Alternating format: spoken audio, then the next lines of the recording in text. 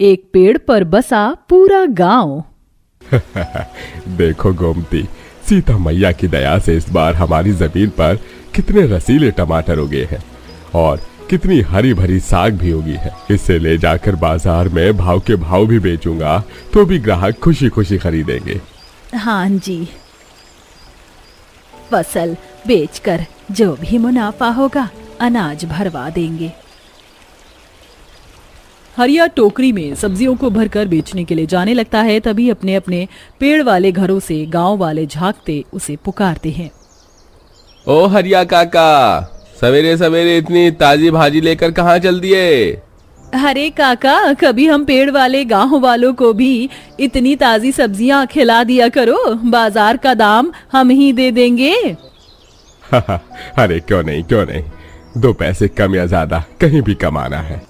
गांव वाले बाहर निकलकर हरिया से सब्जियां खरीदने लगते हैं। 2 आदमी रस्सी के सहारे पेड़ों पर टिके मधुमक्खी के छत्तों से शहद निकालते और कुछ लोग लकड़ियां काटते नजर आ रहे थे। तभी जगिया रोते रोते बाहर आता है।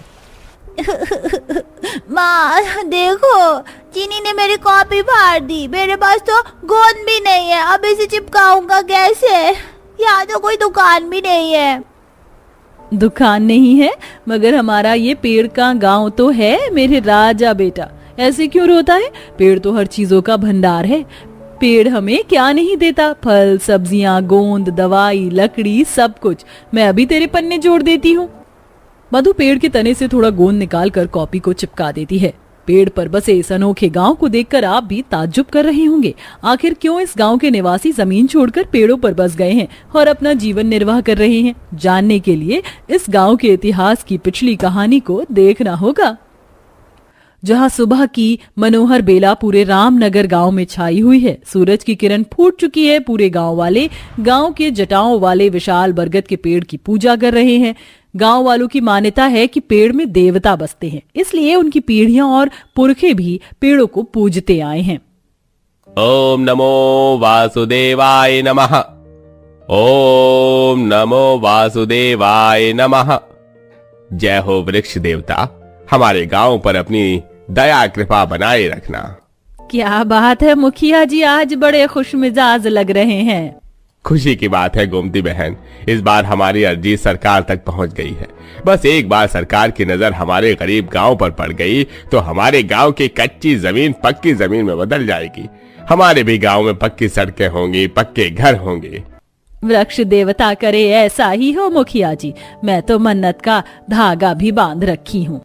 रामनगर गांव के निवासी अतः गरीबी में अपना जीवन गुजर बसर कर रहे हैं। गांव में जमीन तो बहुत है मगर बंजर होने की वजह से कोई उन जमीनों पर खेती बाड़ी नहीं उगा पाता है। साथ ही गांव के अंदर रोजगार का अवसर भी ना के बराबर मौजूद है। दुखियारी गांव वाले फिर भी हर दशा में एक दूसरे के दुख सुख में बने रहते हैं और प्रेम भाव से रहते हैं।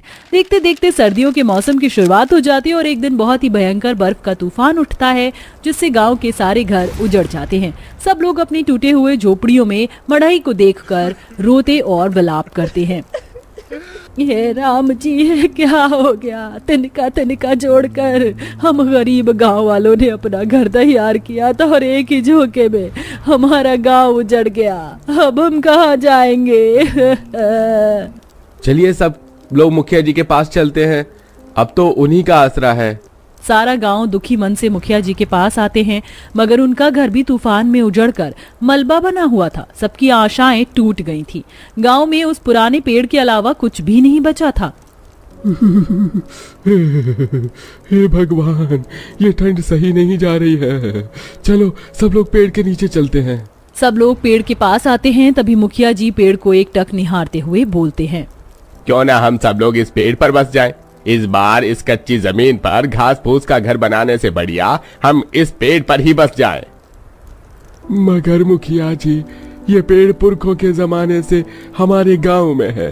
अंदर से खोखला होगा, इस पर बड़ी मुश्किल से कोई एक ही परिवार ही बस सकता है और पता नहीं ये पेड़ उसका भी भार सह पाएगा कि नहीं। बेहतर यही रहेगा कि हम इस पेड़ की शरण ले लें।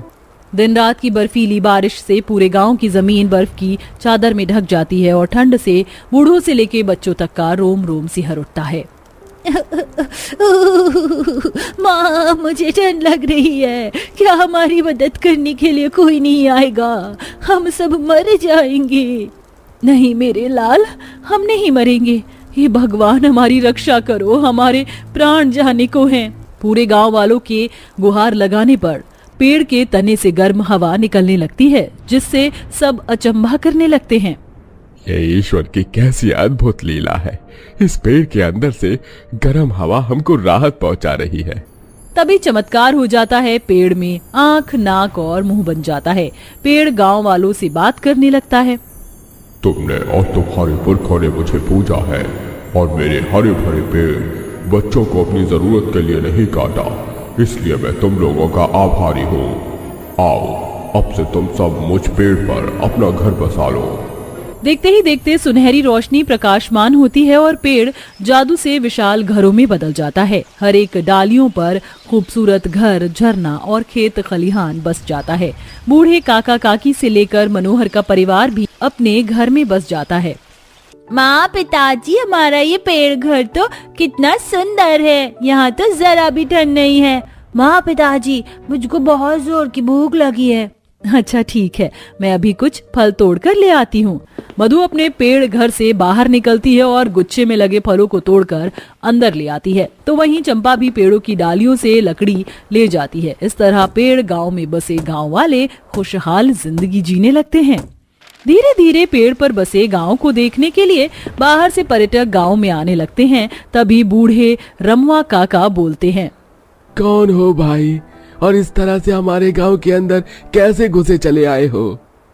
जी नमस्ते काका, मैं एज रिपोर्टर ही आपके पेड़ गांव की खबर में अखबारों में छापना चाहता हूं, अगर आप लोगों की इजाजत हो तो।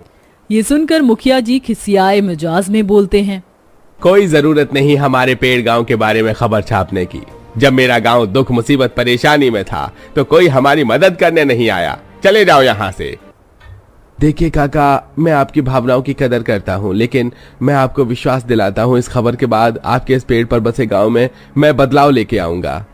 ये सुनकर गांव वाले उस पर्यटक को पूरा पेड़ गांव दिखाते हैं, उसका आदर भाव करते हैं।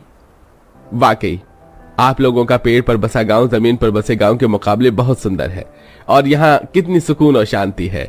खास करके इन चिड़ियों के चहचहाने की आवाज बहुत सुंदर है। इसीलिए तो हमारे गांव ने प्रकृति के साथ संतुलन बनाकर यह अनोखा काम किया है। आज कल मानव अंधाधुंध पेड़ों की कटाई करते हैं घर बनाने के लिए, लेकिन हमारे इस पेड़ ने हम बेघर गांव वालों को खुद ही अपनी छाया में घर प्रदान किया है। इसलिए हम यहीं पर बहुत खुश हैं। हमें पक्के घर नहीं चाहिए। इसके पश्चात रिपोर्टर गांव से चला जाता है। धीरे धीरे पेड़ पर बसे गांव वालों की खबर हेडलाइंस बन जाती हैं, जिससे सरकार की नजर उस गांव पर पड़ती है और गांव के हालात बदल जाते हैं। सड़कें पक्की हो जाती हैं और सब लोग मिलकर पेड़ का धन्यवाद देते हैं। देखो, आज हमारे इस पेड़ ने हमें गरीबी से भी बचा लिया। अब हमारा गांव हर तरह से संपन्न हो रहा है।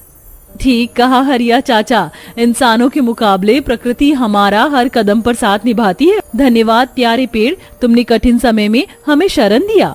गांव वालों का धन्यवाद सुनकर पेड़ मुस्कुरा कर कहता है, चंपा, तुम लोगों ने हमें जीवन दान दिया है, मगर आज मानवता ही हमारा संहार कर रही है।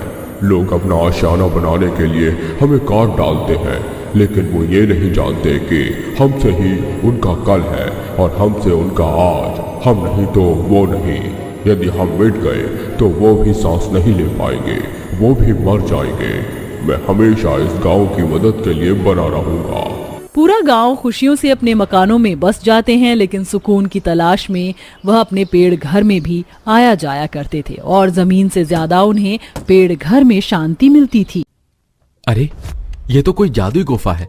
बाहर से कोयले की और अंदर देखो, पूरा आलीशान महल है। महल। हमने सोचा था दोनों माँ बेटी गांव से निकल जाने के बाद दर दर की ठोकरें खाएंगे, रोती रहेंगी, लेकिन हमें क्या पता था कि ये लोग ऐश से अपनी जिंदगी काटेंगे। अरे भाई, मुझे तो लगा ये कल को वापस आएंगे हमारे पास और पैरों में गिरकर माफी भी मांगेंगे कि हमसे गलती हो गई, माफ कर दो, गांव में रहने के लिए थोड़ी जगह दे दो। लेकिन इन लोगों के हाथ में कोई जादुई गुफा लग गई है ना, तभी तो ये लोग अब हमें अकड़ दिखा रहे हैं। कोई बात नहीं, इनके हाथ में जो भी गुफा लगी है अब तो ये हमारे हाथ में है ना, और अब वापस से दोनों माँ बेटी के वही दिन शुरू होने वाले हैं। जिसको जो भी पसंद आ रहा है इस गुफा से वो ले सकता है, कोई हमें रोकने वाला नहीं है। गांव वाले कोयले की गुफा से महंगी महंगी चीज उठाने लगते हैं, लेकिन तभी अचानक से एक चिंगारी निकलती है और उसे गुफा में आग लगने लग जाती है। अरे अरे बचाओ, अरे बचाओ कोई हमें, अरे आग लग गई है, हम कैसे निकलेंगे यहाँ से? यहाँ बाहर का रास्ता भी नहीं दिख रहा।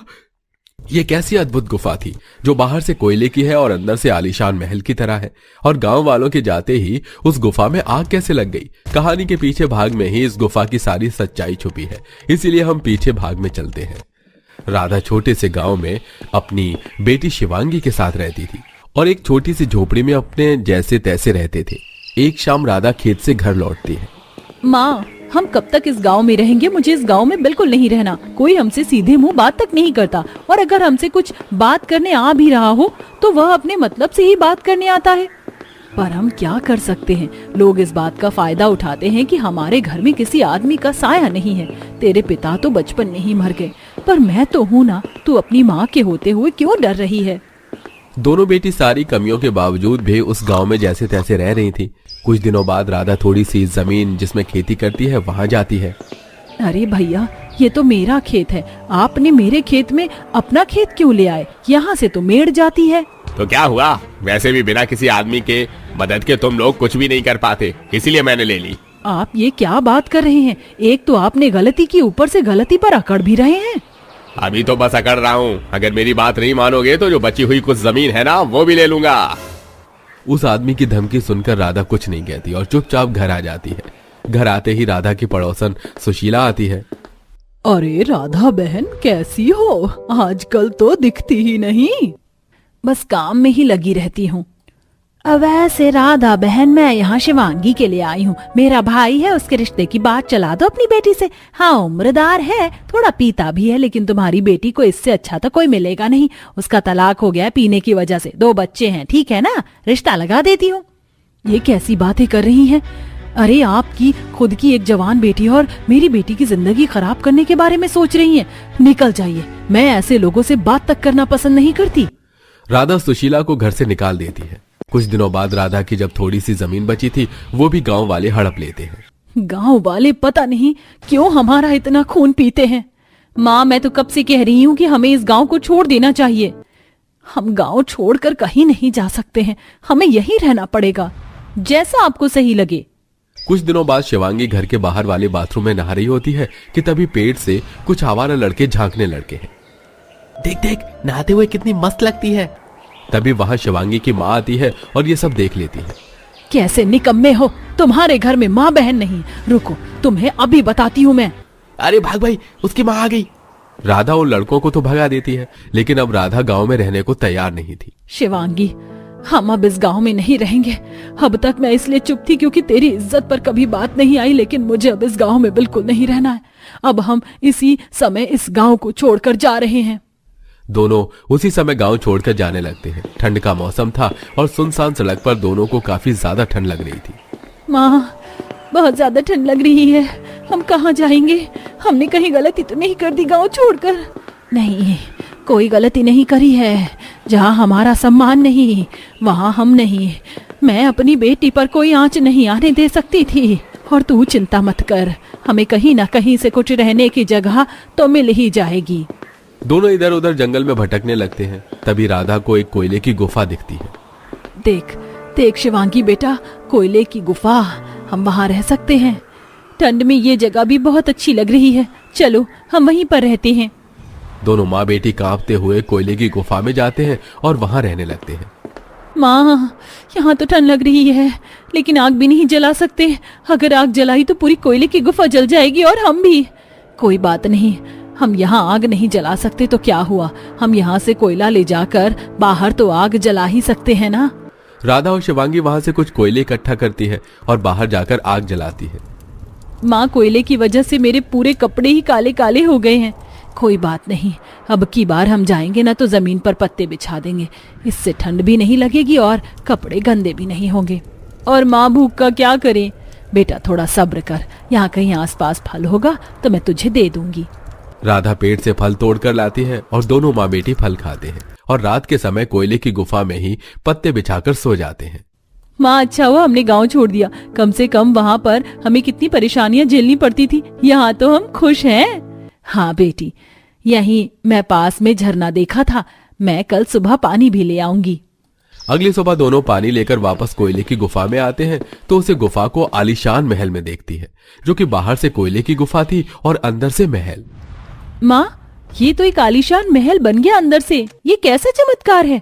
मुझे भी कुछ समझ नहीं आ रहा, ये जादुई कोयले की गुफा है क्या?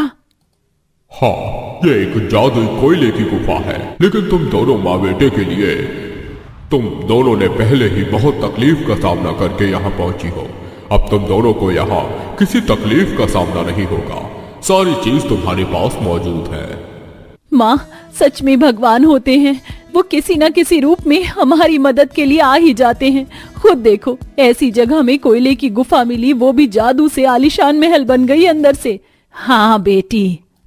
दोनों माँ बेटी खुशी खुशी जादुई कोयले की गुफा में रहने लगती हैं, लेकिन माँ बेटी के बारे में गांव वालों को पता चल जाता है।